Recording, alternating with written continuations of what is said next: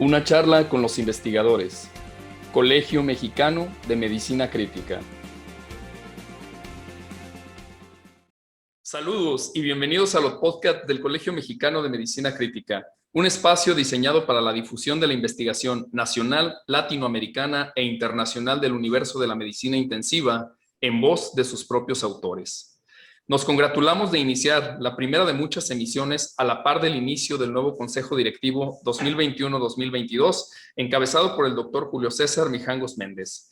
Enhorabuena y mucho éxito. Los saluda su anfitrión, Quetzalcóatl Chávez Peña, transmitiendo desde la ciudad de Guadalajara. El día de hoy tendremos una interesante y amena charla con el doctor Luis Enrique Colunga Lozano. Él es médico especialista en medicina interna por la Universidad de Guadalajara, formado en el Hospital Civil Juan y Menchaca, subespecialista en medicina del enfermo en estado crítico, concluyendo su formación como residente en el Hospital Civil Fray Antonio Alcalde y cursó un máster en Health Research Methods por la Universidad McMaster en Ontario, Canadá. Actualmente es médico adscrito del Servicio de Terapia Intensiva en el Hospital Juan y Menchaca y profesor del Departamento de Clínicas Médicas de la Universidad de Guadalajara.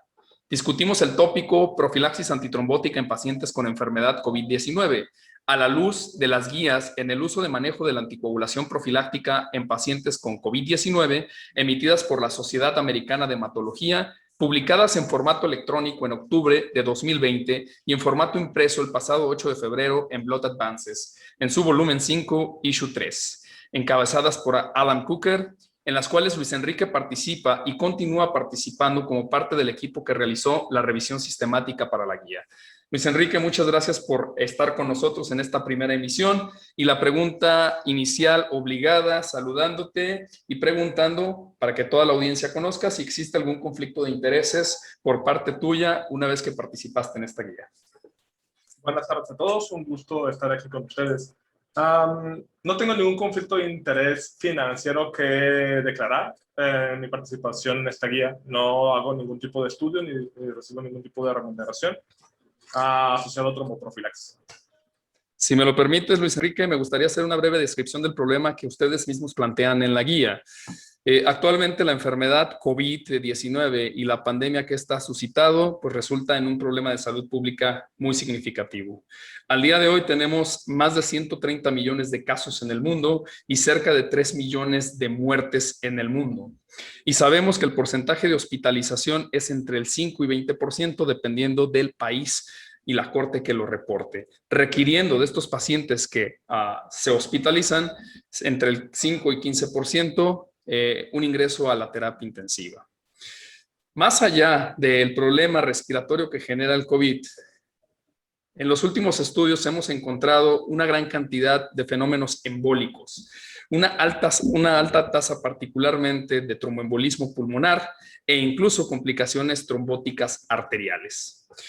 Muchas han sido las teorías alrededor, ¿sí? Trombosis microvasculares, hipótesis en las que parece ser que el tromboembolismo pulmonar por COVID puede resultar de inmunotrombosis in situ, más que embolización de las extremidades, mecanismos de hipercoagulabilidad no completamente elucidados, incrementos de factores de coagulación, factor 8, factor von Willebrand, dímero D, e incluso la endoteliopatía, ya sea por invasión viral, o por lesión endotelial inmunomediada directa. Por tanto, ha habido muchas preguntas en el mundo alrededor de la estrategia óptima para la tromboprofilaxis en pacientes hospitalizados por COVID. Y esta, hasta el momento, pues parece no estar completamente clara. Muchos han sido los marcadores utilizados, dímero D, PCR, velocidad de eritrosedimentación, control de plaquetas. Sin embargo, aún no queda claro cómo estratificar el riesgo de trombosis y cómo decidir la intensidad de la anticoagulación en estos pacientes. De tal suerte que el equipo de trabajo con el que actualmente estás colaborando, Enrique, estableció y publicó esta guía y me gustaría que nos platicaras a todo el auditorio cuál es el objetivo principal de la guía. Muy bien. Varias cosas importantes que recalcar. Yo soy parte del grupo de revisión sistemática, como bien mencionas. Cuando hablamos de una guía cuenta con diferentes personas que la organizan. Tienen el panel de expertos que se encarga de evaluar la evidencia, tiene su comité organizador y tiene aquellos que son representantes de los pacientes. Así que muchas de las decisiones que se tomaron a nivel organizacional fueron aquellos como el doctor Adam Cutler de la Universidad de Pensilvania, el doctor Robin Newblatt de la Universidad de McMaster y así la serie de expertos que abordaron este tópico.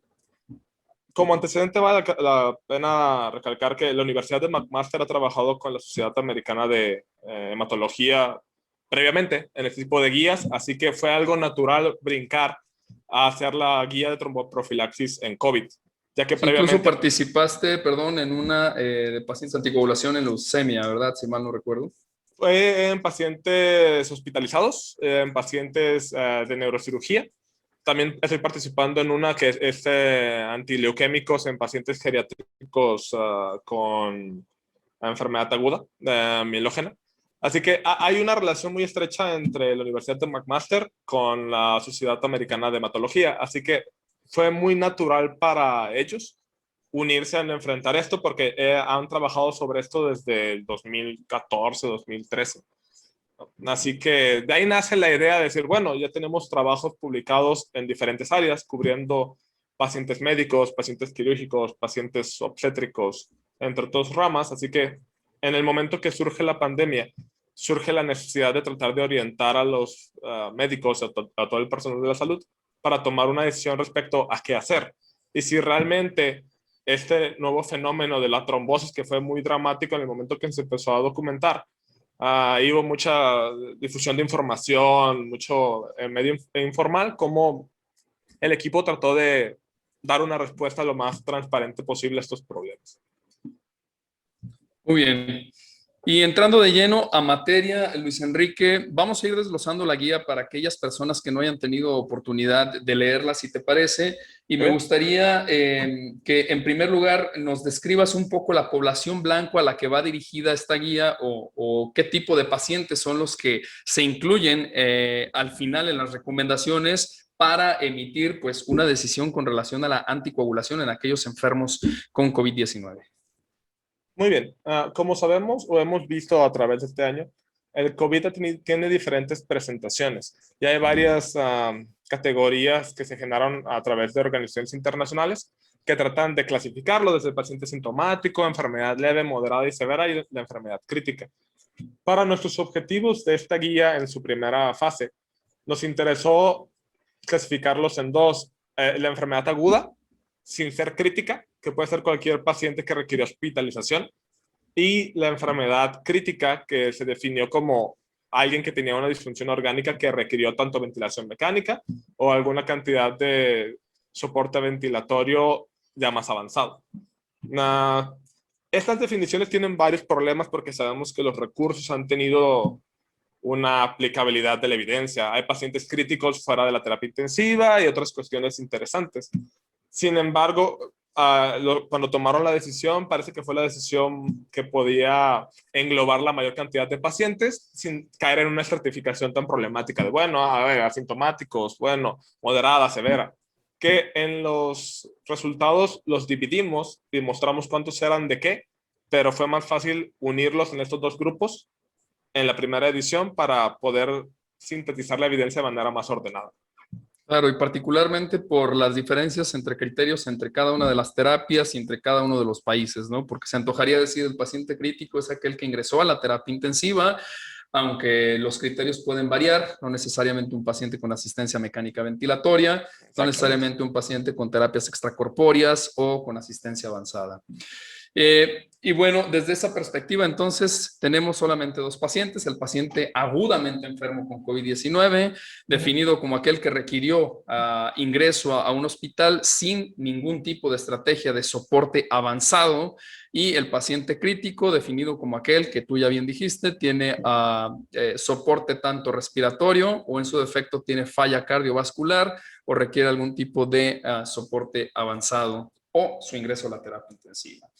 Muy bien, avanzando en la guía, me gustaría que nos platicaras un poco de la metodología que se utilizó, cómo se desarrollan los paneles, sobre todo para las personas que no están muy familiarizadas con la elaboración de guías. ¿Cómo es que se reúnen ustedes? ¿Cómo se hacen las votaciones? ¿Cómo se hacen todas las encuestas que ustedes mismos mandan? ¿Quién es el encargado de empezar a organizar los equipos? Y finalmente, ¿qué metodología utilizaron para evaluar la certeza de la evidencia? Porque obviamente McMaster se jacta pues, de utilizar mucho la metodología GRADE, que fue el approach que utilizaron en esta guía. Y me gustaría que también nos comentaras un poco de la metodología GRADE y cómo es que evalúa la certeza de la evidencia. Muy bien. Es algo muy interesante porque más o menos a partir del 2000 sale esto que es la iniciativa GRADE, en donde varios profesionales empezaron a notar que se podía generar recomendaciones de manera más transparente. Y esto surge de un problema que nace desde que nacen las guías de práctica clínica alrededor de los 90, en donde se identifica que hay mucha influencia financiera que puede llegar a afectar la práctica clínica. Así que esta metodología evoluciona a algo que se llama SGOBAT, que es Good Guys Sitting Around the Table, que era la metodología que antes se usaba mucho, simplemente un comité de expertos que se sienta a hablar y se pone de acuerdo respecto a qué hacer. A este proceso transparente que ha sido desarrollado tanto por la Universidad de McMaster, la iniciativa GEAN, que es el Global International Network of Guidelines, entre otras cuestiones. Así que es muy interesante cómo ha evolucionado. Y dentro de su misma evolución se han creado métodos para hacerse. Por ejemplo, la Universidad de McMaster tiene un checklist propio de cómo hacer una guía, que tiene más de 120 elementos y abarca desde lo organizacional, quién va a ser el encargado de los procesos logísticos, cómo se va a escoger el panel, qué otras características tiene que tener el panel y guía a los desarrolladores en cada uno de los procesos. Por ejemplo, el panel en esta guía se seleccionó a partir de la colaboración que tienen con ASH, ya que tienen una plantilla de expertos en trombosis en diferentes partes del mundo que ellos, dentro de su red de colaboración, se hace la invitación. ASH trata de preservar al máximo el manejo de conflicto de intereses, tratando de limitarlo al máximo. Sin embargo, hay varias estrategias para hacerlo. Cada uno, de hecho, de los autores de la guía tiene que declarar todo y hay gente que tiene conflicto de intereses en ciertas áreas y hay gente que no. Así que esto ha sido un proceso evolutivo desde cómo se desarrolla y actualmente la metodología que se usa es creada en McMaster como tal. Y los paneles, como te comento, o sea, son a disposición de encuestas. Al final decir, bueno, ¿a quién podemos invitar? Que es parte del grupo de investigación o externo al grupo de investigación que le interesaría. Es la manera en que se sortea. Y ASH, al tener tantos colaboradores a nivel internacional, pues fue algo relativamente sencillo.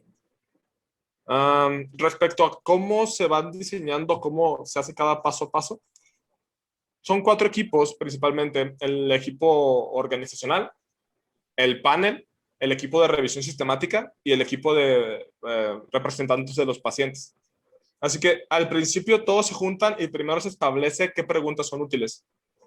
Una vez que tenemos las preguntas con el formato PICO o el formato que se utilice, porque hay varios dependiendo del tipo de pregunta, se les presentan al panel y el panel tiene que estar de acuerdo con lo que están diciendo, que nos interesa esta población y nos interesa estas intervenciones con estos desenlaces.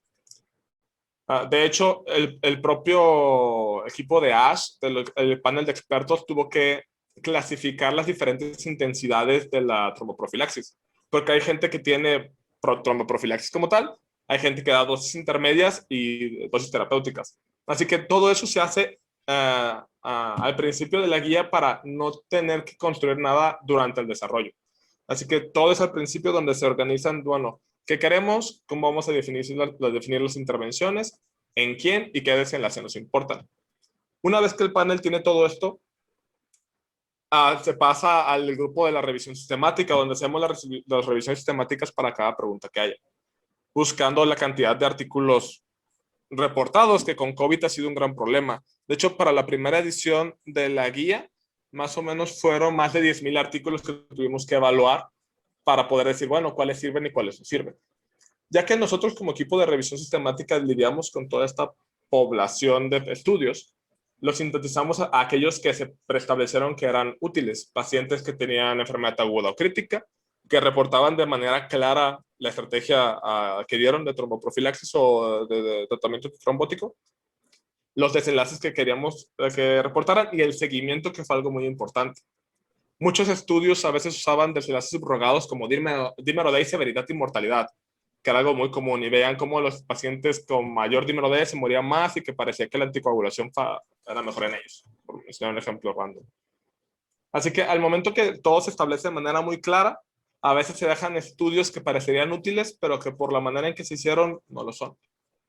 Y ya que recolectamos toda esta evidencia que nos ayuda a decir, bueno, ya tenemos las preguntas, ya hicimos la búsqueda, cuando pasamos al análisis, que es este riesgo de sesgo dentro de este paradigma GRADE, lo que hace es tratar de determinar qué tanto puedo confiar en la información o no. GRADE lo que hace es usar 5 factores que dicen no puedo confiar en la información y 3 que pueden decir aumenta mi confianza en la información. Partiendo de 4 grandes grupos, confío de manera alta, moderada, baja o muy baja.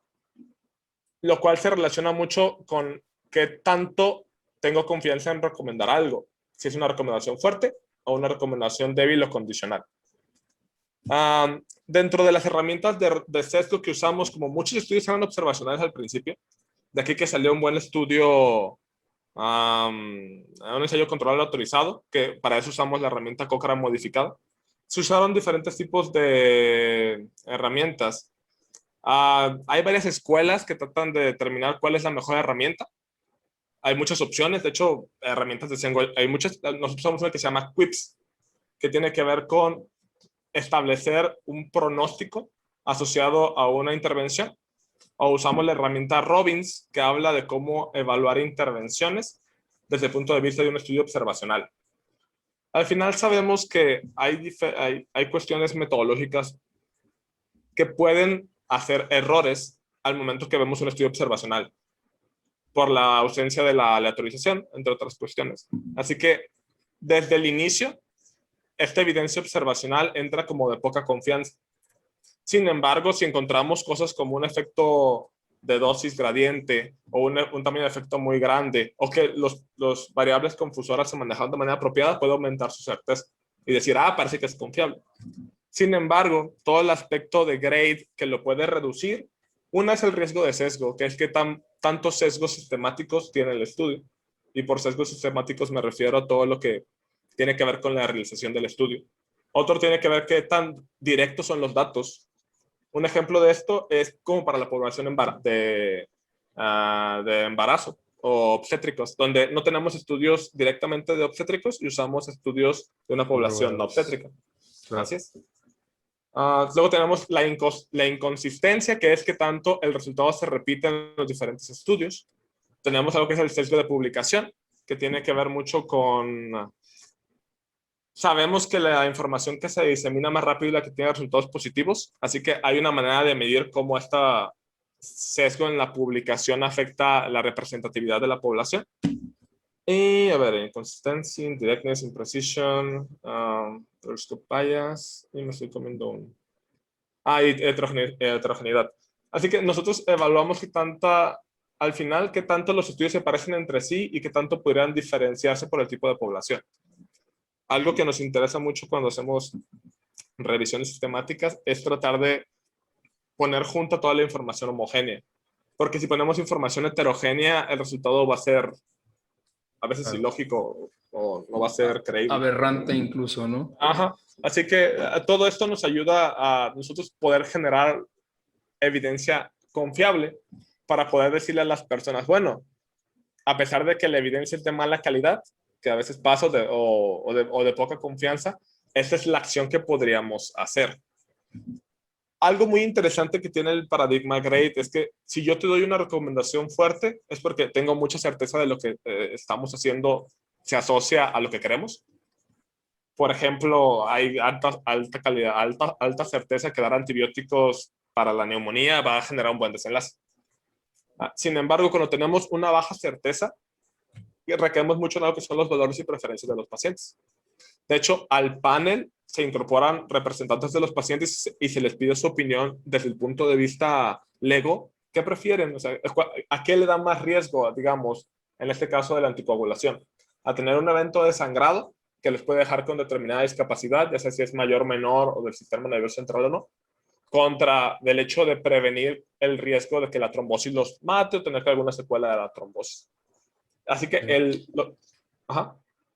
Sí, no, y si me lo permites, ahorita que comentabas esa parte, para aquellas personas que no estén muy familiarizadas con GRADE y con la elaboración de las guías, incluso en esta misma guía, ¿no? Cuando hacen la interpretación de las fuerzas de las recomendaciones, al principio, pues dividen la fuerza de la recomendación dirigida a diferentes segmentos, ¿no? Los Sí. pacientes, los clínicos, aquellos que hacen políticas sanitarias y obviamente para los investigadores, ¿no? Que es una parte bastante interesante que en general a veces perdemos, ¿no? En el aterrizar de nuestro ejercicio clínico, ¿no? No solamente qué dispongo yo como clínico, sobre todo cuando la evidencia no es fuerte y solamente son sugerencias, pero también pues la preferencia del paciente. Muy bien. Siguiendo adelante, y muchas gracias por esta amplia explicación de la metodología GRADE. El panel definió dos preguntas de investigación muy claras, alrededor de las cuales ustedes buscaron pues el bonche de evidencia y trataron de hacer este análisis y finalmente emitieron recomendaciones. Rápidamente leo las preguntas, que fue para aquellos pacientes con COVID-19 y enfermedad crítica que no tenían confirmada ni sospecha de enfermedad tromboembólica venosa, ¿qué debemos de usar? Anticoagulantes orales, heparina de bajo peso molecular, heparina no fraccionada, fondaparinux, argotraban o vivalirudina. ¿Y en qué dosis? Que ya tú comentaste previamente. Se dividieron en tres dosis, que son dosis profilácticas, dosis intermedias o dosis terapéuticas de anticoagulación. Y la segunda pregunta es exactamente lo mismo, pero no dirigido a aquel segmento de pacientes críticos que ya definimos previamente, sino a aquellos pacientes definidos como enfermedad aguda, que solamente estaban hospitalizados. A la luz de estas dos preguntas, Luis Enrique, entrando ahora sí a la parte probablemente medular de la guía, ¿cuáles fueron las evidencias y finalmente las recomendaciones que encontró el panel con relación a estas preguntas? Y obviamente desgloso, ¿cuál es el beneficio de sí anticoagular con dosis totales, dosis intermedias o dosis profilácticas a los pacientes tanto críticos como con enfermedad aguda, y cuáles son los riesgos que hay que medir y que de hecho es uno de los grandes meollos actualmente que existen en algunos de los ensayos que están corriendo de sí anticoagular totalmente a los pacientes? Excelente. Voy a compartir una pantalla, no sé si esto se va a poder ver en el podcast, de hecho. No sé si la puedes alcanzar a ver.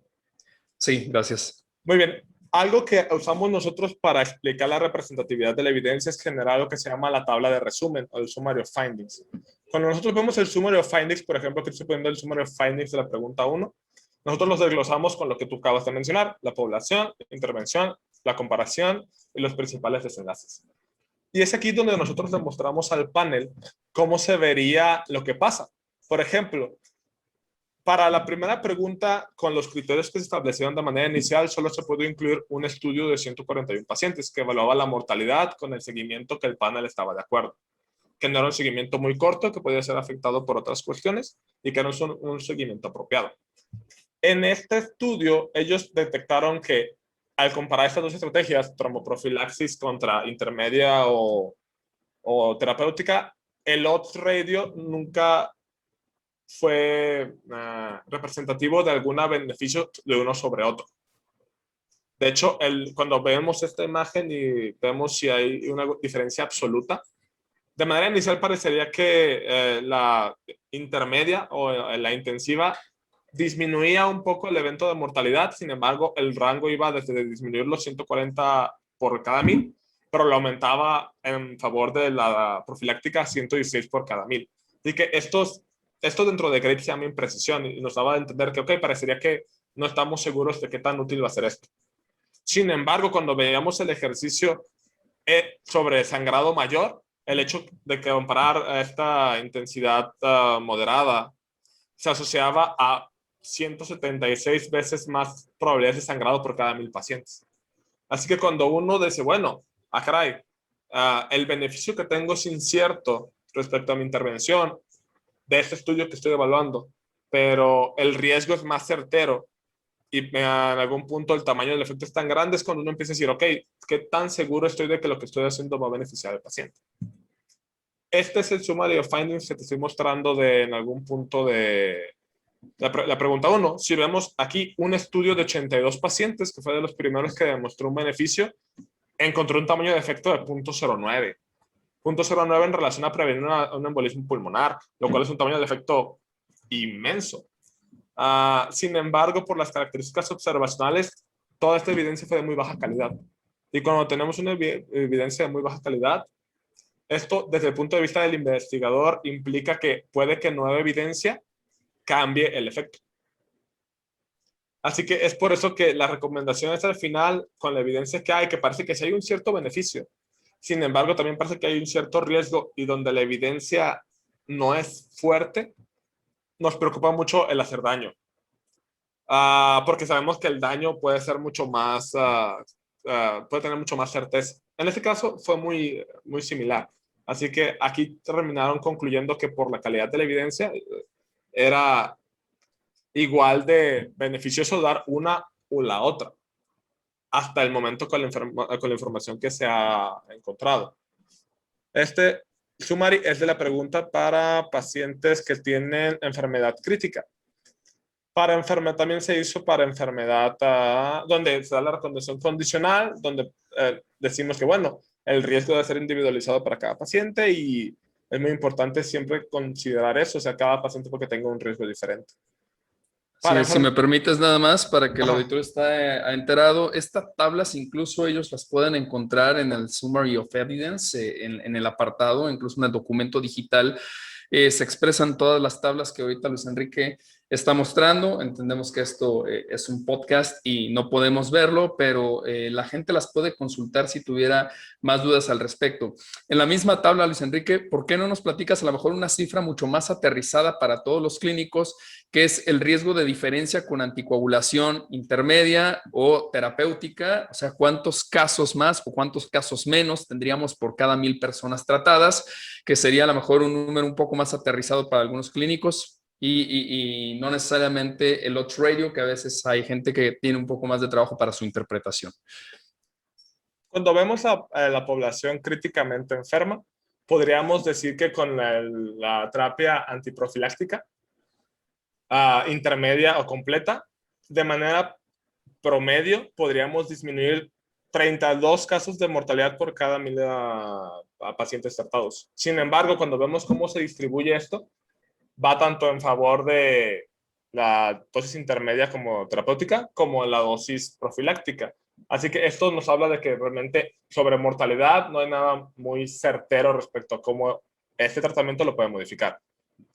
Cuando vemos el ejemplo de sangrado, que es el otro que fue muy importante, cuando comparamos el hecho de dar anticoagulación intermedia o completa contra profiláctica, aumentamos 176 casos por cada 1,000 de sangrado, con un mínimo de 33 casos por cada 1,000 y con un máximo teórico de 400 por cada 1,000. Y es ahí donde, cuando hablamos de sangrado mayor, también es un problema porque es ahí definir, bueno, qué clase de sangrado mayor estamos hablando.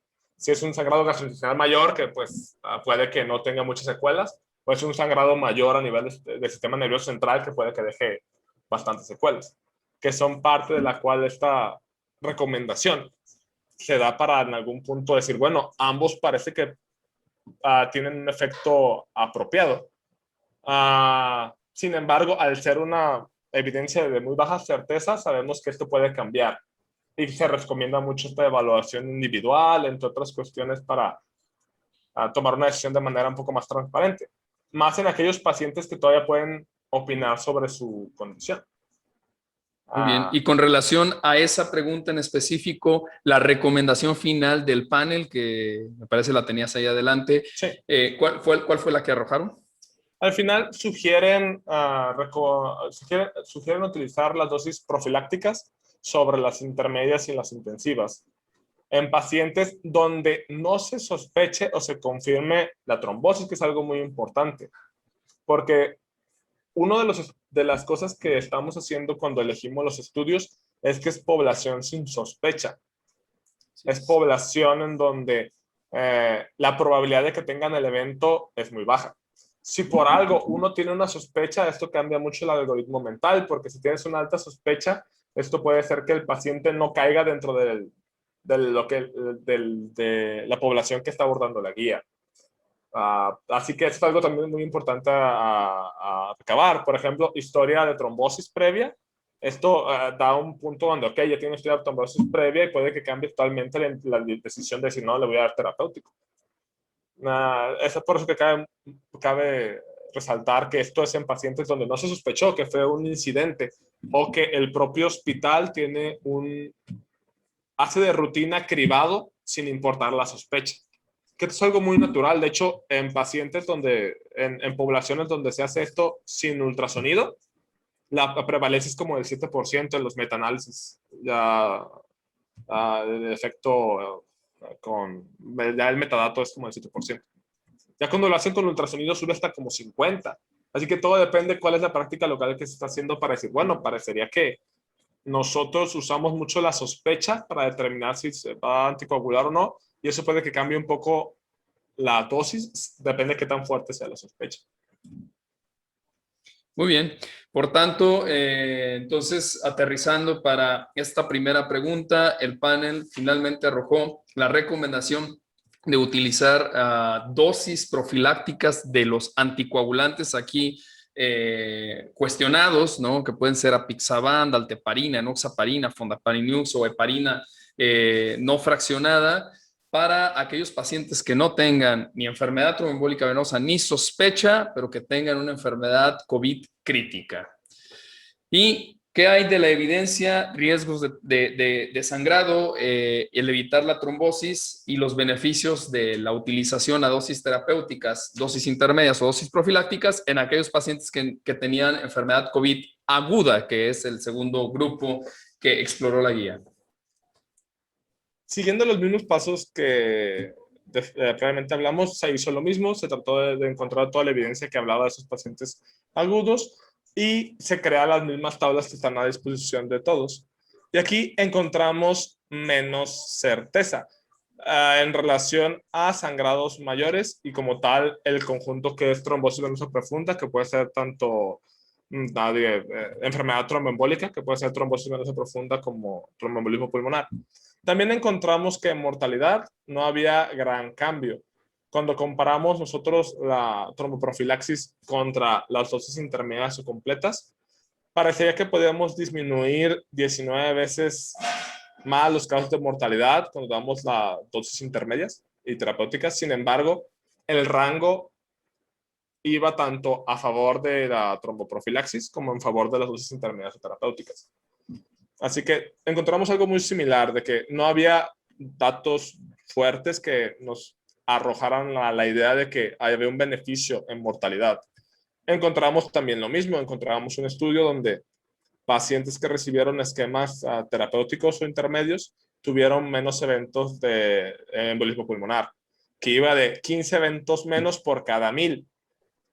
Y no sé si, aquí cabe resaltar algo muy importante. Aquí estamos hablando de números un poco menores. Y estos números un poco menores tienen que ver por la prevalencia de la enfermedad. La prevalencia fue menor en la población aguda que en la crítica. Así que por eso que a pesar de que cuando vean la tabla, si es que tienen la oportunidad de verla, el odds ratio se ve muy dramático, cuando lo transformamos de manera absoluta es muy poco el beneficio que se tiene. 15 de cada 1000, eso representa el 1.5% de la población. Que también esto lo tomamos en cuenta cuando decimos, bueno, ese 1.5% en absoluto contra el sangrado, que puede ser un poco mayor, que tanto va a crear un beneficio. Aquí mismo, en esta misma tabla, encontramos dos estudios observacionales que trataban de hablar del sangrado mayor y encontraron que aumentaba 4 veces más la probabilidad de sangrado mayor. Sin embargo, ya en números absolutos iba de 7 a 46 sobre cada 1000 personas. Y es ahí donde la pura diferencia de la población modificó el efecto de la intervención y le hizo más pequeño.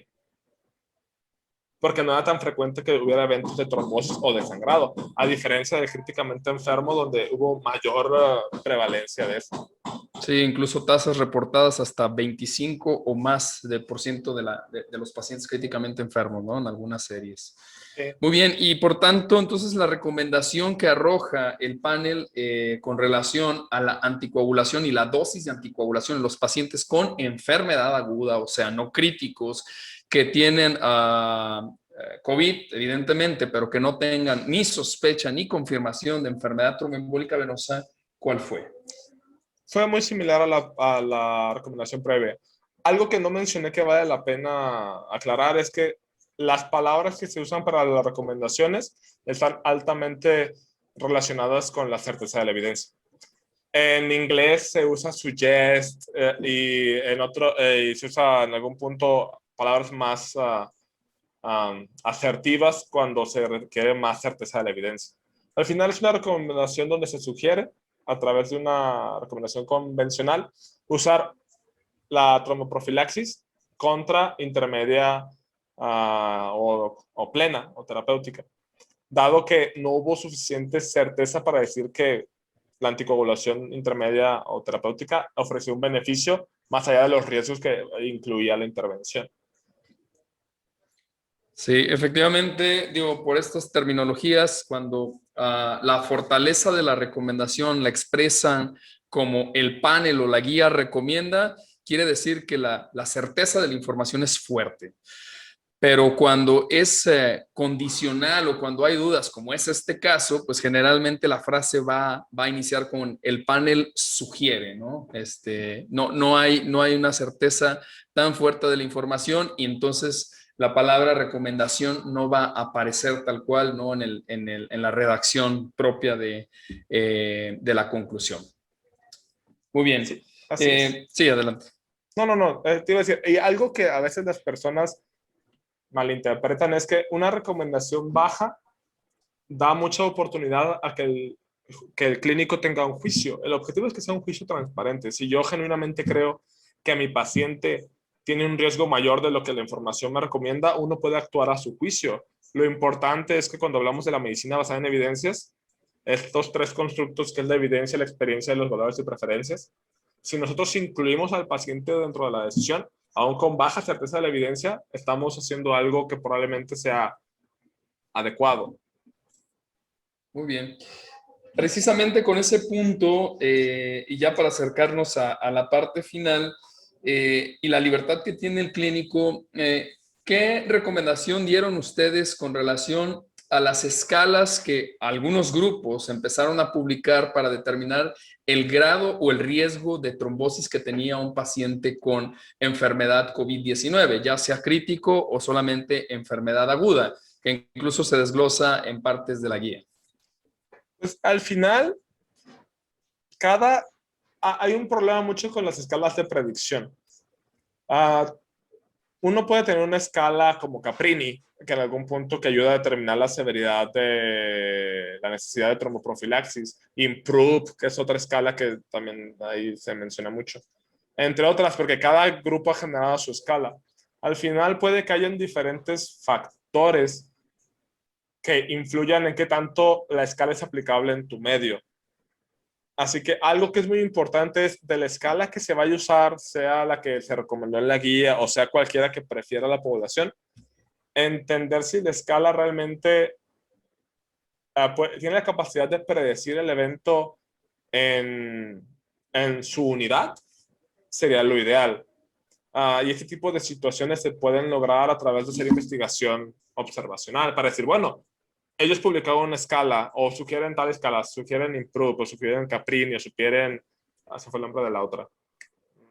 Cualquier escala que sugieran, puede que haya momentos donde por las características propias de la población, la escala no sea tan buena para predecir el desenlace. Así que mi mensaje sobre esto sería, con que usen una escala y entiendan las limitaciones de la escala, pueden guiar la decisión de manera transparente. Al final, si uso Caprini y con Caprini requiere tromboprofilaxis o sugieren anticoagulación plena, ok, al final van a estar limitados de qué tanto la escala va a replicar la información que uno quiere en su lugar. En tu escenario clínico. Así es. Que incluso da la pauta y la invitación, ¿no? A que cada una de las unidades pudieran establecer sus propios protocolos de manejo. En la unidad de cuidados intensivos del Hospital Civil Fray Antonio Alcalde, así lo hicimos, y agregando algunas otras herramientas, por ejemplo, la búsqueda intencionada de enfermedad tromboembólica venosa a través del ultrasonido, ¿no? La búsqueda intencionada también de datos de cor pulmonar aguda que hagan sospechar en la posibilidad de tromboembolismo pulmonar, etcétera. Y bueno, ir tratando de establecer en tu población el riesgo que existe con base a los marcadores que tienes disponibles. Sí, al final es lo que yo creo que dentro de la aplicabilidad médica lo interesante. O sea, hay muchas escalas que usamos, que las usamos de manera automática sin realmente poner a prueba si realmente nuestro medio funciona. Y que son cuestiones de investigación que son más sencillas de hacer porque reclamar los mismos datos que recabó la escala y ver si pasa lo que pasa en el estudio. Así que sí, es una evaluación muy individual donde puedes decir, ay, la escala no incluyó una prótesis valvular en el paciente. Entonces, obviamente por esto va a implicar otras cuestiones que voy a hacer si el paciente no estaba ya en anticoagulación. No, o sea, al final hay varias cuestiones que en cada escenario puede que la escala no lo incluya o puede que la escala no lo prediga de mejor, como se publicó en su momento. Muy bien.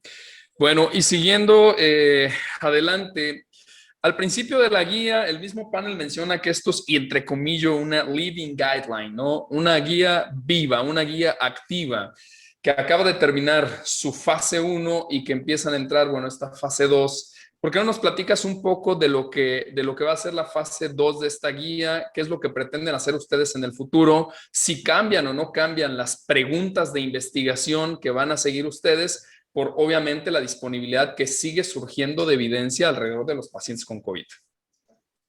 Algo muy interesante porque esto de las Living Systematic Reviews, estas guías vivas, es un fenómeno relativamente nuevo, está todavía dentro de esta década. Al inicio el panel dice, bueno, vamos a actualizar la evidencia cada determinado tiempo. Y si se surgen preguntas nuevas, las vamos a incorporar. Porque el problema de cambiar la pregunta puede que realmente cambie toda la estructura del documento. Así que sería algo muy problemático cambiar la pregunta, pero no añadir nuevas. De hecho, una de las nuevas preguntas en esta actualización es el hecho de incluir pacientes que siguieron con anticoagulación o tromboprofilaxis después del egreso. Ambulatorias. Y ahorita que hemos hecho la revisión sistemática para esto, hay estudios donde tratan de ver esto, pacientes que fueron tratados en casa con esquema de tratamiento general, como profilaxis, y ver cuántos reingresaban al hospital, cuántos en algún punto terminaban en la UCI. Así que esto es algo que se está construyendo en estos momentos, de hecho, que estamos hablando. Tenemos una junta con el panel la siguiente semana para ver cómo va la evolución de la revisión sistemática. Y esto es interesante porque se dimensiona que la generación de conocimiento es tanta que es necesario mantener actual la guía. Y no es como lo que pasa con Cochrane en algún momento, que Cochrane dice, yo lo hago cada 2 años. Y ya. Acá no, acá se ponen márgenes muy importantes de tiempo. Así, bueno, cada 4 meses vamos a actualizarla. O cada que surja un ensayo muy grande, vamos a actualizarla para poder de manera oportuna informarle a los clínicos si hay algún cambio dramático en lo que estamos haciendo. Muy bien, excelente. Y bueno, en esta parte de la guía viva del Living Guideline hay cosas interesantes por esperar. Incluso el mismo grupo lo comenta desde un principio. Hay varias plataformas que están captando pacientes en un formato de ensayo clínico aleatorizado, entre ellas las más representativas, REMAP-CAP, el ACTIC-4 y el ATTAC, que ustedes podrían consultar perfectamente vía web porque están ahí publicadas. Incluso estamos esperando resultados de varias de ellas porque para el 22 de diciembre del año pasado se hace un comunicado de prensa en donde se dejó de reclutar pacientes en el brazo de enfermos críticos, porque parece ser que el uso de dosis de anticoagulación total o dosis terapéuticas así descritas, pues no reduce la necesidad de soporte orgánico y por el contrario podría incrementar el riesgo de sangrado en esta población en particular, sin tener todavía los números publicados, ¿no? Y el resto del análisis de los datos.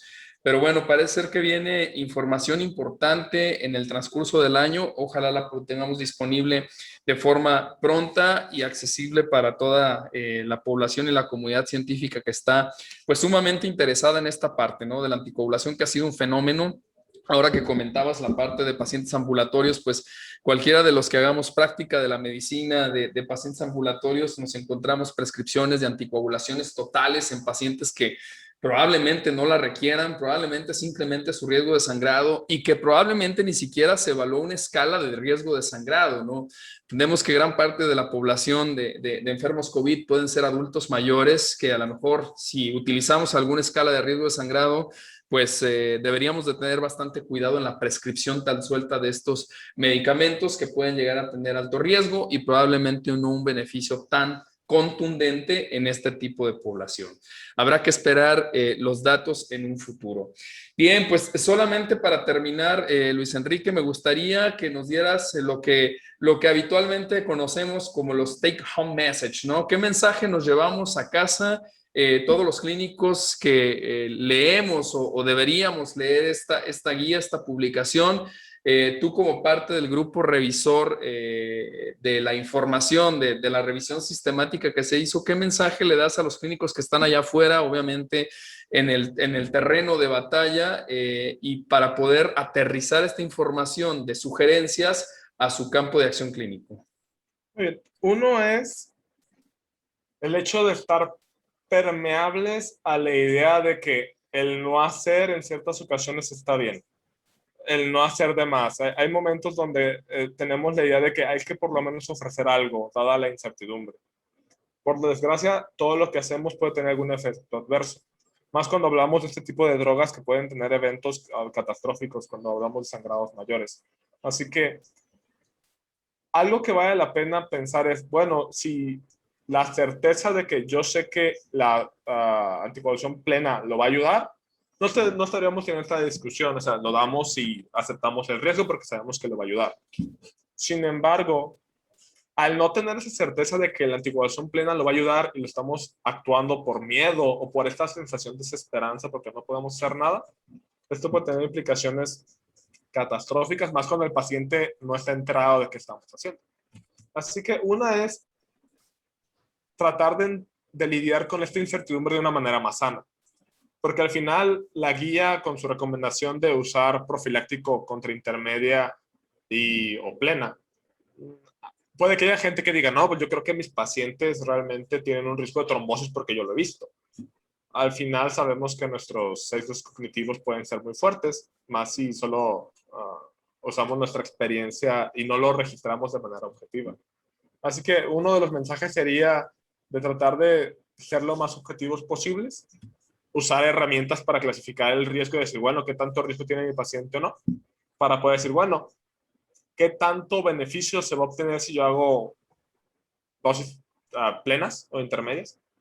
O si mi paciente simplemente con una dosis profiláctica tiene para el contexto que estoy evaluando.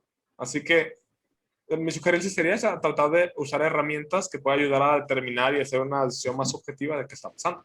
Si simplemente es profilaxis, que es lo que nosotros recomendamos en ausencia de sospecha o no confirmación, porque ya cambia totalmente el panorama. Pero sí tratar de ser un poco más reflexivos respecto a qué tanto estamos ganando contra lo que estamos perdiendo de nuestras acciones. Sería como ese mensaje de no Excelente. hacer... Sí. Muy bien.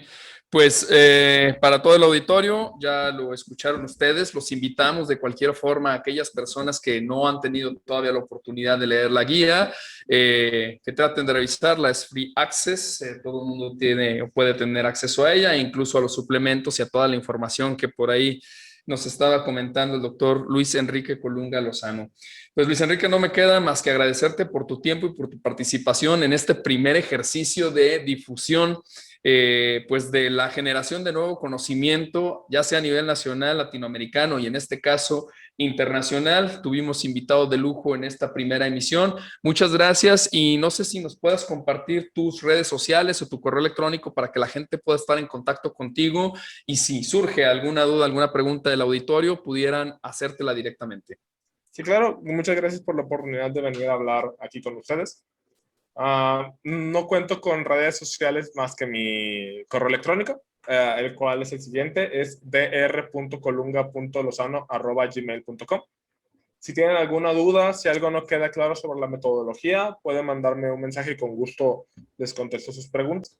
Al final es algo relativamente nuevo lo que se está haciendo con este tipo de guías. Hay mucha gente que le cuesta mucho trabajo entender cómo es que se llegan a las decisiones y lo que está pasando parecería que demanda acciones más dramáticas, pero en ocasiones